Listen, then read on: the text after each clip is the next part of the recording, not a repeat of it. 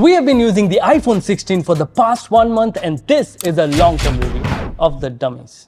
Just kidding, guys. In this video, I'll be telling you the confirmed upgrades about iPhone 16. No leaks, no rumors, just plain simple facts. Let's get started. So there will be a total of 4 iPhones: the iPhone 16, 16 Plus, 16 Pro and 16 Pro Max. Let's start with the iPhone 16 and 16 Plus. The dimensions of these two iPhones remain the same as last year, but the camera placement has been changed from diagonal to vertical. Now, they didn't do it for the fun. They did it because this will let iPhone 16 shoot spatial videos for the Vision Pro. Yeah, shooting spatial videos require more depth information, which can only be done when the primary and the ultra-wide lenses are placed like this. Apart from that, the primary sensor may remain the same, but the ultra-wide lens is expected to get an upgrade with a bigger aperture and even autofocus for taking macro shots. Other than the cameras, the alert slider will be replaced by action button, and there will be an additional capture button for better camera controls. It will be a capacitive button with multiple options like tap to focus, hard press to take photos, and even slide for zooming in and more. Sony has been doing this for as long as I can remember,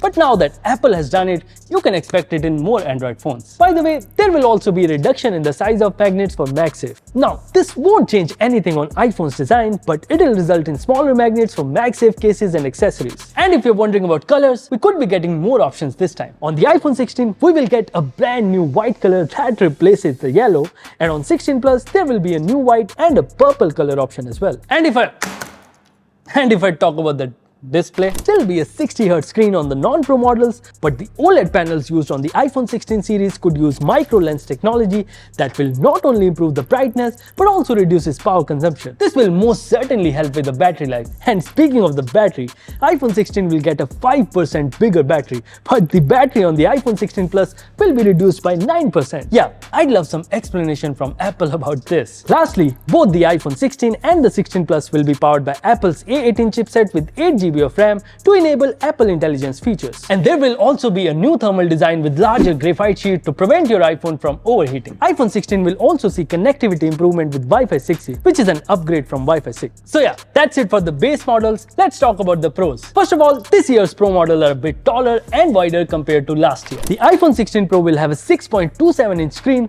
while the Pro Max is expected to have a display that's 6.85 inches in size. The weight will also be slightly more compared to 15 Pro model. One interesting thing is that Apple is using PRS technology for the Pro models, and because of it, the bezels on the 16 Pro and Pro Max will be slimmer this time. And now, in terms of camera specs, the primary camera will remain unchanged, but the ultra-wide will be an upgrade to a 48-megapixel sensor, and you will be able to shoot 48-megapixel ProRAW ultra-wide too, which is great. But what's even better is that the regular Pro model will also get the 5x optical zoom sensor, which was exclusive to the Pro Max last year. And not just that, both the Pros should be able to record 3K Dolby Vision videos at 120 FPS. I really can't wait to test the new iPhones. When it comes to the battery, both the Pro models will have a slightly bigger battery and crazy fast charging speeds with 40-watt wide charging and 20-watt MagSafe charging support. Now, it's not as fast as Android, but we'll get there. By the way, Pro models may also include metal battery casing that will improve heat dissipation, and yeah, the titanium sides should remain the same, but we'll see a new color, and it's supposed to look like this. This new color will be an instant buy for those who likes gold on their iPhone. Lastly, the 16 Pro and 16 Pro Max will get the new A18 Pro processor with a faster GPU than the regular A18, and will also feature an upgraded NPU for better on-device AI tasks. On connectivity front, there will be Qualcomm Snapdragon X75 modem that offers faster and more efficient 5G connectivity,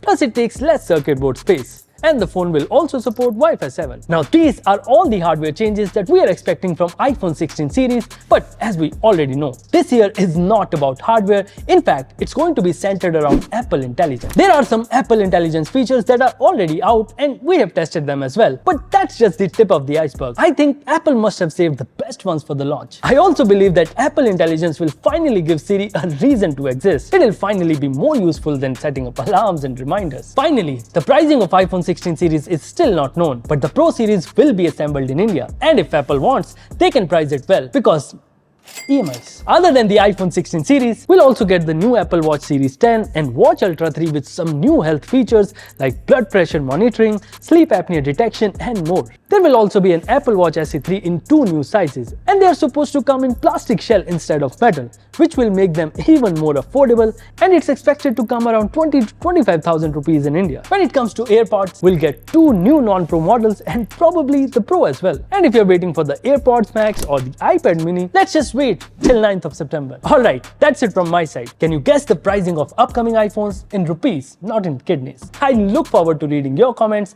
Thank you for watching, and I'll see you in the next one. One more thing.